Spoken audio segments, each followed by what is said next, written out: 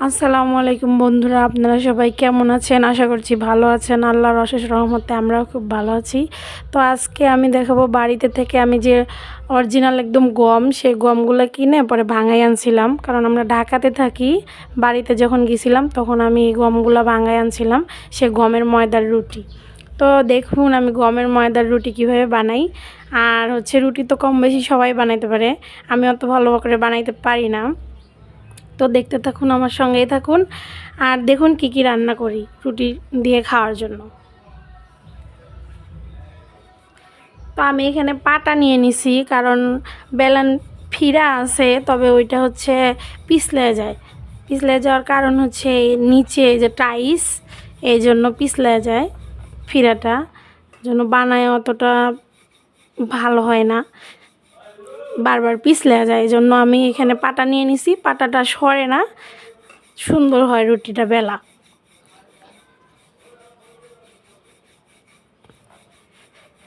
তো আমি অত ভালো করে যদিও পারি না, গোল করার চেষ্টা করতেছি।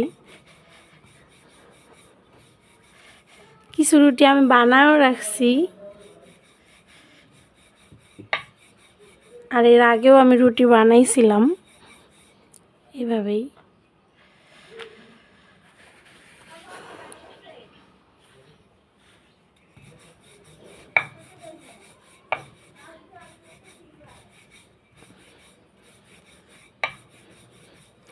তো এই যে বানানো শেষ, আর এই যে এখানেও আমি বানায় বানায় রাখছি এগুলা।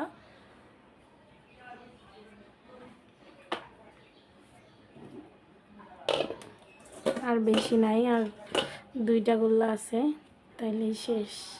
তো এগুলো আমি আগে ময়দা যখন ছানছি, ময়দা ছানার পরে এরকম ছোট ছোট করে রেখে দিছিলাম। এটা একটা রুটির জন্য, একটা রুটির জন্য।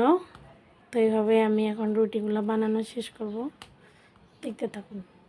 এই যে সেই রুটিগুলো, এখন আমি রুটিগুলো সেঁকে নিব।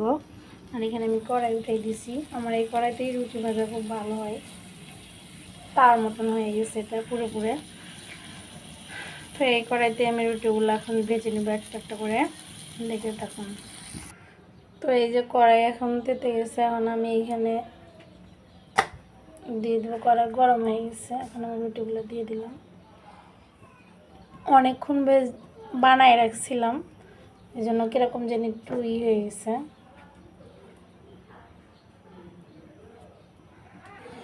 তো এই যে এভাবে রুটিগুলো আমি একটা একটা করে ভেজে নিতেছি, কিন্তু রুটিগুলো অনেক সময় ধরে আমি বানায় রাখছিলাম, এই জন্য ভাজতে একটু সমস্যা হইতেছে।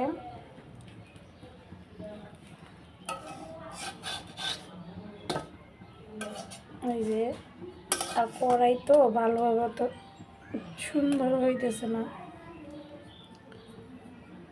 অনেক সময় বানায় রাখার জন্য রুটিগুলা ঘামে গেছে।